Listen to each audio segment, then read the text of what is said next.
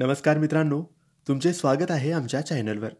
मित्रांनो, आज आपण धनु राशीच्या लोकांसाठी 20 मार्च ते 31 मार्च या कालावधीतले संपूर्ण भविष्य जाणून घेणार आहोत.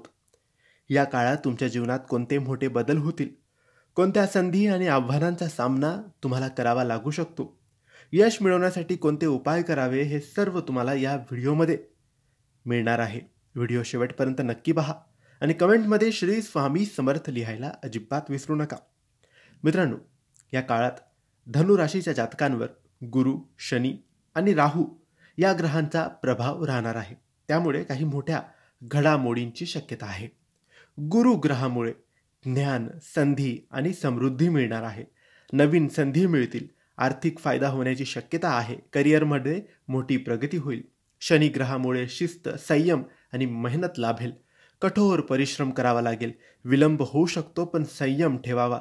जुन्या चुका सुधारण्याची संधी पण मिळेल. राहू ग्रहामुळे भ्रम आणि अनिश्चितता येणार आहे. विचार न करता कोणताही मोठा निर्णय घेऊ नका. चुकीच्या गुंतवणुकीपासून सावध राहा.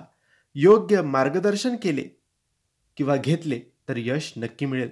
या काळात नियोजन आणि संयम ठेवल्यास तुम्ही मोठे यश मिळवू शकतात. मित्रांनो, धनु राशीच्या लोकांसाठी हा काळ करिअर आणि आर्थिक बाबतीत संमिश्र असणार आहे. नोकरी करणाऱ्यांसाठी नवीन जबाबदाऱ्या मिळतील. प्रमोशन किंवा सॅलरी वाढीची शक्यता आहे. वरिष्ठांशी चांगले संबंध ठेवा, फायदा नक्की होईल.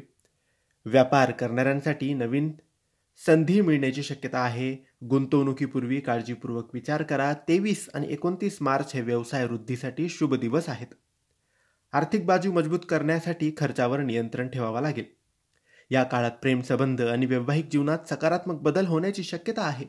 नवीन प्रेम संबंध सुरू होऊ शकतात. जोडीदारासोबत गोड संवाद ठेवा. गैरसमज टाळा. 24 आणि 30 मार्च हे प्रेम संबंधांसाठी शुभ दिवस मानले जातील.